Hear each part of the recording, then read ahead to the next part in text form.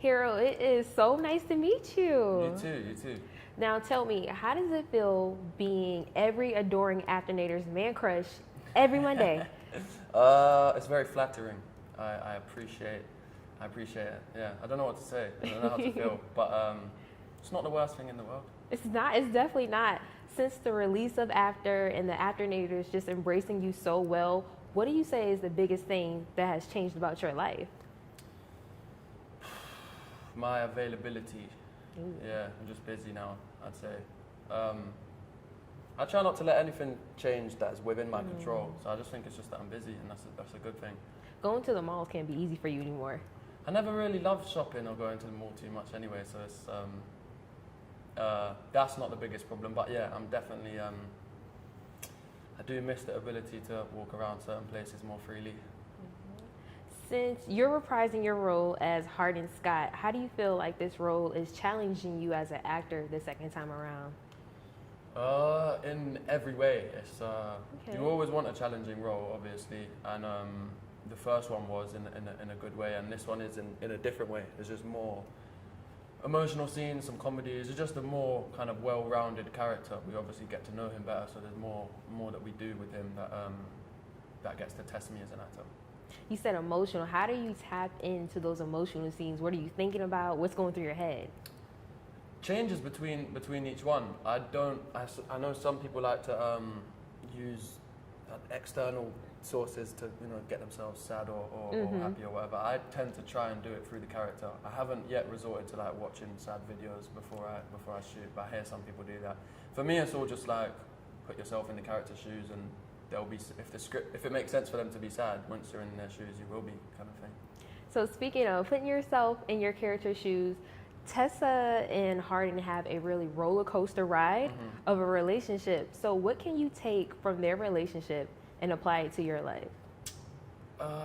What lessons have you learned from playing it? I say definitely just be honest and open. It sounds obvious, but if you know there's something that someone you know in your life should know, then say it and don't wait till it's too late. Yeah, I think honesty is a good lesson to learn from their story. So true. So in the first film, you mentioned the lake scene was one of your favorites, or most interesting because of the snake scenario. Yeah. After reading the script, what scene were you just dying to shoot this time around? I have more scenes with conflict that I haven't done too much in terms of like fight scenes. I wouldn't even say fight scenes, but like that kind of thing where you have a stunt coordinator, and that stuff for me is always cool to learn because it's just different. You don't do too much of it. There are a lot of scenes I was excited for this time around, but I don't want to give anything away. But yeah, Can you tell us where it's being shot at least? Where what's being shot? One of your favorite scenes. Where is it being shot? What am I yet to do? We shot one of my favorite scenes yesterday in the hotel room. It's the only scene it's the main scene with Tessa, Trevor, and Hardin, and obviously that dynamic's really fun to play with. I wish we had more scenes with the three of us. Okay, so now you're on set for about 14 hours a day. So when you leave set, how do you unwind? I don't think you need to. You just fall asleep quite quickly after long days. Yeah, I don't do anything after we finish. On a long day, when you work 14 hours, I just go home and I'm straight to bed, to be honest. And then I prefer to wake up earlier in the morning and do more. But when you have enough time, go get some food somewhere, or to be honest, we do just end up chilling, the cast and crew or whatever, and then anytime we try and talk about something unrelated to the film, it just somehow goes back to talking about the film. So we're never really off work. When you're shooting, it's all you really think about. So it's cool. It sounds like horrible, but you're just in it, and then when you wrap, that's when you can unwind. Now, this is your second time shooting in Georgia, maybe even your third. Are there any places you like to frequent?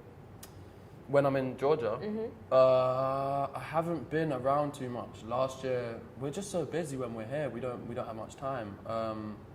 But Malcolm from Crafty always sorts us out with something to do. We did like an escape room one weekend last time, and he took me out a couple weeks ago.